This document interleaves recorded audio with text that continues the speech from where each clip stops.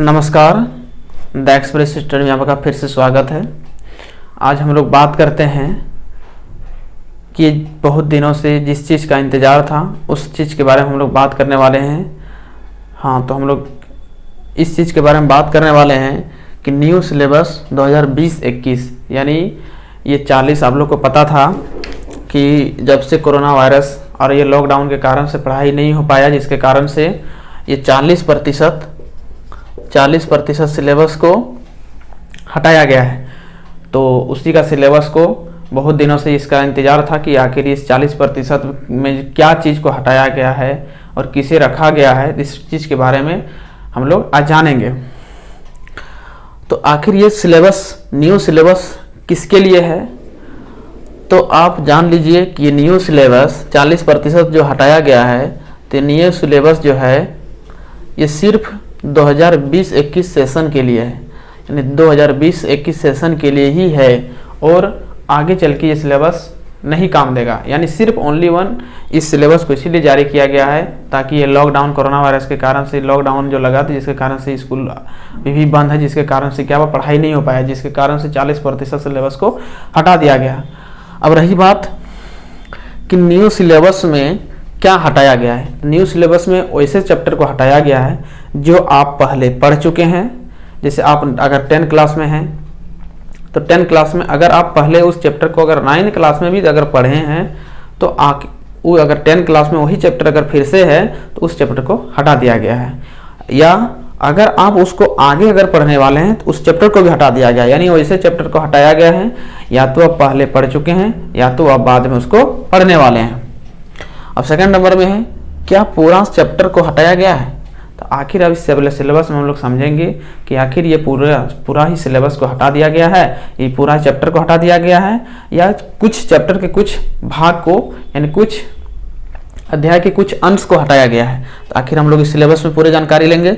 उसके बाद तीसरा नंबर में है कि सिलेबस को किस प्रकार से समझें। तो आखिर इस सिलेबस जो जारी किया गया है, तो आखिर इसको हम लोग किस प्रकार से समझेंगे, तो हम लोग इस सिलेबस के पूरा डिटेल हम लोग समझ लेंगे।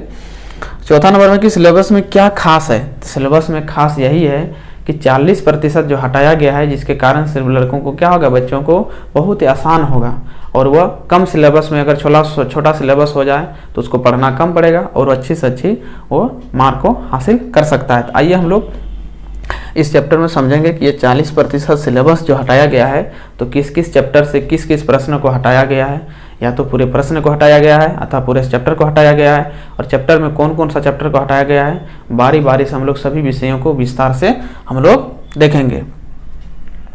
तो आइए हम लोग देखते हैं इस मोबाइल PDF में। आइए हम लोग समझते हैं क्लास 12 का मैथमेटिक्स का न्यू सिलेबस के बारे में समझते हैं कि आखिर इस न्यू सिलेबस में क्लास 12 के कौन सा चैप्टर को रखा गया है और कौन सा चैप्टर को हटाया गया है, और कोई भी चैप्टर अगर रखा गया है तो उससे कौन सा सवाल को हटाया गया है, इसके बारे में हम लोग विस्तार पूर्वक जानते हैं। वीडियो के अंत तक आप बने रहें, आपको पूरी जानकारी दी जाएगी। देखिए ये है क्लास 12 का, ये गणित है, मैथमेटिक्स सब्जेक्ट है। देखिए यहाँ पर यह पार्ट का नाम है, ये पार्ट का संख्या है, कौन सा चैप्टर है, पहला है कि दूसरा है, फर्स्ट सेकंड ये दिया हुआ है। यहाँ पर दिया हुआ है पार्ट का नाम दिया हुआ है, और यहाँ पर आप ध्यान से देखिए लिखा है कि समिति पाठ्यक्रम हेतु चयनित पाठ का नाम हाँ या नहीं। तो आप जान लीजिए कि हाँ यदि लिखा हुआ है, हाँ का मतलब उस चैप्टर से क्वेश्चन को पूछा जाएगा, और नहीं यदि लिखा हुआ है तो इसका मतलब जान लीजिए उस चैप्टर को पूरे हटा दिया गया है, यानी उस चैप्टर से एक भी क्वेश्चन को नहीं पूछा जाएगा। तो चलिए हम लोग बारी बारी से विस्तार पूर्वक देखते हैं। सबसे पहले देखते हैं फर्स्ट चैप्टर को। फर्स्ट चैप्टर का नाम है, आप अगर अच्छी तरह से समझना चाहते हैं तो आप अपने पास बुक को खोल कर रखिए और उसको मैच करते जाइए। चलिए हम लोग सबसे पहले देखते हैं फर्स्ट चैप्टर में क्या है, रिलेशन और फंक्शन। रिलेशन फंक्शन, संबंध एवं फलन जो चैप्टर का नाम है, इसमें देखिए उसको पार्ट बाय पार्ट बांट दिया है। सबसे पहले है इंट्रोडक्शन, उसके बाद है 1.2 में क्या है, टाइप ऑफ रिलेशन, 1.3 में टाइप ऑफ फंक्शन, उसके बाद है composition of function and interval function. उसके बाद 1.5 में है बाइनरी ऑपरेशन। यानी यहाँ लिखा हुआ है हाँ लिखा हुआ है, हाँ लिखा हुआ इसका मतलब हुआ कि हाँ लिखा हुआ इसका मतलब हुआ कि इस चैप्टर से सवाल पूछा जाएगा। लेकिन अब इस चैप्टर से कौन कौन सा सवाल पूछा जाएगा या तो इसको यहाँ पर दिया हुआ है। देखिए आप यहाँ क्या लिखा हुआ है, यहाँ लिखा हुआ है, यहाँ पर देखिए यदि किसी चयनित पाठ को किसी उपखंड को चयनित नहीं किया गया है तो उस उपखंड का नाम, यानी इस कॉलम में जितने भी दिया गया है, इस कॉलम में आप ध्यान से देखिए, इस कॉलम में अगर जो भी आपको दिया गया है आप इतना समझ लीजिए कि इस कॉलम में जो भी कुछ अगर दिया हुआ है ये आपको एग्जाम में नहीं आएगा। तो क्या है इसमें, देखिए सबसे पहले दिया हुआ है 1.2 टाइप ऑफ रिलेशन, यानी रिलेशन का जो टाइप है ये एग्जाम में नहीं आएगा। उसके बाद है 1.3 है, 1.3 में कि टाइप ऑफ फंक्शन, फंक्शन का जो टाइप है, फंक्शन के प्रकार है, फलन के प्रकार जो है वो नहीं आएगा। उसके बाद है 1.5 जो है इंटरवल फंक्शन, ये भी नहीं आएगा। और 1.5 में है बाइनरी ऑपरेशन, ये भी नहीं आएगा। नहीं है, यहाँ पर जितने भी दिया हुआ है आप सीधा समझ लीजिए, यहाँ जितने भी दिया हुआ है आप ये चीज यहाँ पर भी जो इस कॉलम में जो कुछ भी अगर दिया हुआ ये आपका एग्जाम में आने वाला नहीं है। तो अब एग्जाम में आएगा क्या, तो एग्जाम में देखिए आने का बहुत सा है, पूरा बुक में बहुत सा क्वेश्चन है आने वाला। तो अब कौन सा आएगा कौन सा नहीं आएगा, तो अब एक तो जान लीजिए कि नहीं आने वाला कौन है। तो इस कॉलम में जितना भी दिया हुआ है वो नहीं आने वाला है, तो उसके बाद शेष जो बचा वो सब आने वाला है। चलिए हम लोग आगे देखते हैं सेकंड चैप्टर में। सेकंड चैप्टर में क्या है, इन्वर्स ट्रिगोनोमेट्री फंक्शन। ये देखिए सेकंड चैप्टर में है इन्वर्स ट्रिगोनोमेट्री फंक्शन। यहाँ पर देखिए लिखा हुआ हाँ, इसका मतलब इस चैप्टर से आएगा। तो इस चैप्टर में क्या आएगा, इस चैप्टर में यहाँ पर क्या नहीं आएगा उस चीज़ को यहाँ नहीं दिया गया है कि क्या नहीं आएगा, इस चैप्टर को यहाँ नहीं दिया गया। इसका मतलब इस चैप्टर से पूरे क्वेश्चन आएगा, इस चैप्टर को में पूरे चैप्टर से ही इस क्वेश्चन सवाल आएगा, यहाँ पर एक भी इसको हटाया गया नहीं है। चलिए हम लोग तीसरा देखते हैं।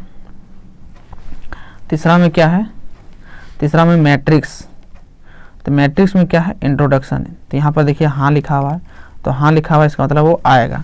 तो उसमें से क्या नहीं आएगा, तो देखिए यहाँ पर उस चैप्टर का एक नाम है 3.7 में दिया हुआ है एलिमेंट्री ऑपरेशन ट्रांसफॉर्मेशन ऑफ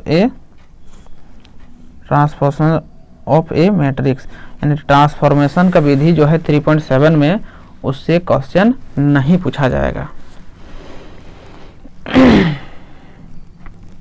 उसके बाद देखिए अब 3.2 दिया हुआ है मैट्रिक्स दिया हुआ है, यानी ये सब सवाल जो है उसका नाम दिया हुआ है, ये सबसे आने वाला है।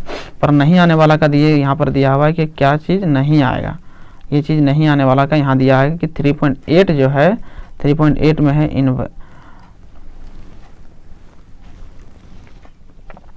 Invertible matrixes. ये जो हेडिंग है 3.18 में, इससे सवाल नहीं पूछाएगा। यानी ये जो दिया हुआ है ये सवाल जो दिया हुआ है 3.8 में ये नहीं आएगा। यानी ये हेडिंग है, इससे जो इससे रिलेटेड 3.8 से जितने भी सवाल रिलेटेड हैं ये सवाल नहीं आएगा एग्जाम में। चलिए अब हम लोग आगे देखते हैं चौथा चैप्टर में। चौथा चैप्टर में क्या है, डिटरमिनांट्स।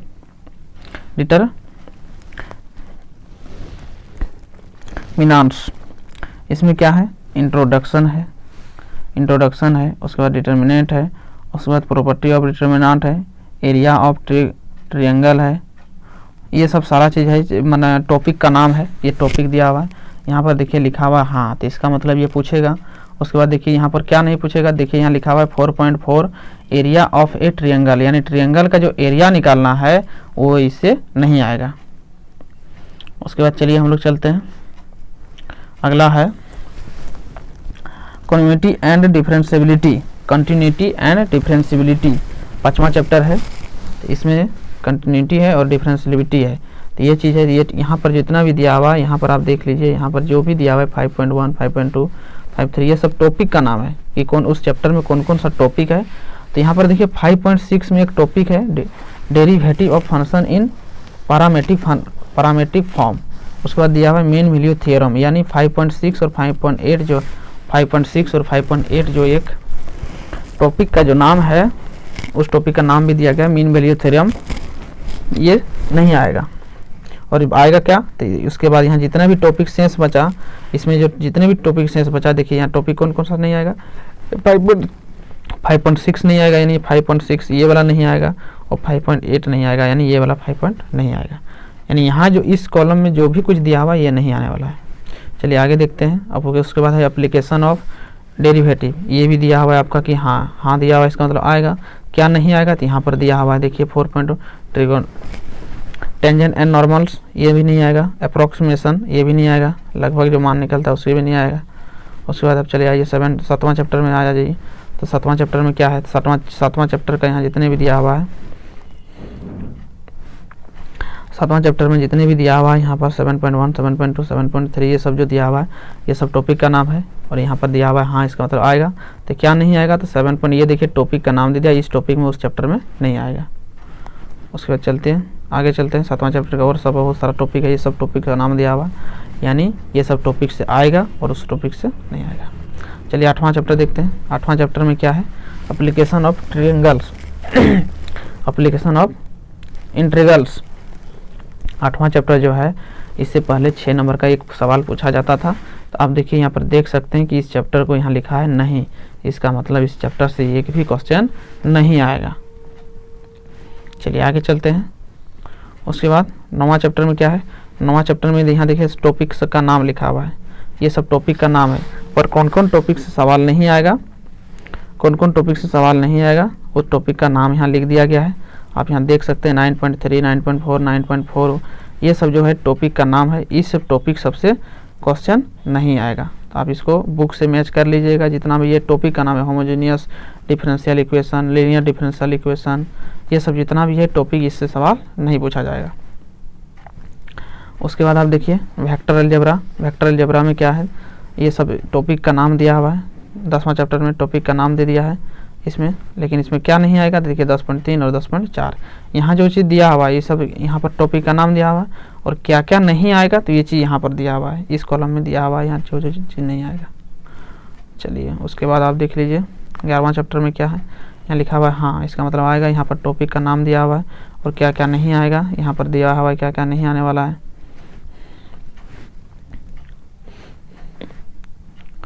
क्या क्या नहीं आएगा तो यहाँ दिया हुआ है, देखिए आप यहाँ प्लेन है, को प्लानिटी और टू लाइंस, ये सब angle between two planes, distance of a point, ये सब जो है ये सब टॉपिक से सवाल नहीं आएगा। उसके बाद यहाँ पर भी है आपका 11वां चैप्टर है, ये सब टॉपिक है, ये सब टॉपिक से आएगा, सिर्फ एक ही नहीं आएगा, angle between one a line and a plane, ये सब ये जो टॉपिक है इससे नहीं आएगा, इसको मैच कर लीजिएगा। उसके बाद यहाँ लाइन लीनियर प्रोग्रामिंग, इससे आएगा, लीनियर प्रोग्रामिंग से आएगा, ये 11th में भी था तो ये आपका आएगा। इससे क्या नहीं आएगा, तो यहाँ दिया है different type of linear programming problem, ये चीज़ 12.9 जो हेडिंग है यानी टॉपिक है, उस टॉपिक से सवाल नहीं पूछेगा। अब 13वां चैप्टर से क्या है, 13वां चैप्टर में देखिए यहाँ पर जितने भी टॉपिक का नाम दिया हुआ है और कौन कौन सा उस टॉपिक में, उस चैप्टर में कौन कौन सा टॉपिक से नहीं आएगा तो यहाँ पर दिया हुआ है। उसके बाद आगे चलते हैं, ये आपका प्रोबेबिलिटी आ गया। प्रोबेबिलिटी में क्या है, प्रोबेबिलिटी आप देख सकते हैं, प्रोबेबिलिटी में आपका ये प्रोबेबिलिटी जो है, इससे यहाँ पर जितना भी प्रोबेबिलिटी का टॉपिक दिया हुआ है ये टॉपिक दे दिया है, यहाँ पर देखिए आप देख सकते हैं ये टॉपिक का नाम है ये सब, और जो क्या क्या उस टॉपिक से नहीं आएगा तो देखिए यहाँ पर दिया हुआ है कि मल्टीपल थ्योरम, प्रोबेबिलिटी, ये सब जितना भी है 13.3, 13.4, 13.6, 13.7 ये सब जो टॉपिक से नहीं आएगा, ये सबसे नहीं आएगा। अगर आपको इस PDF को नहीं मिला है तो आप डिस्क्रिप्शन में PDF का लिंक दे देंगे, आप उससे भी डाउनलोड कर सकते हैं। ये था क्लास 12 का मैथ का सिलेबस।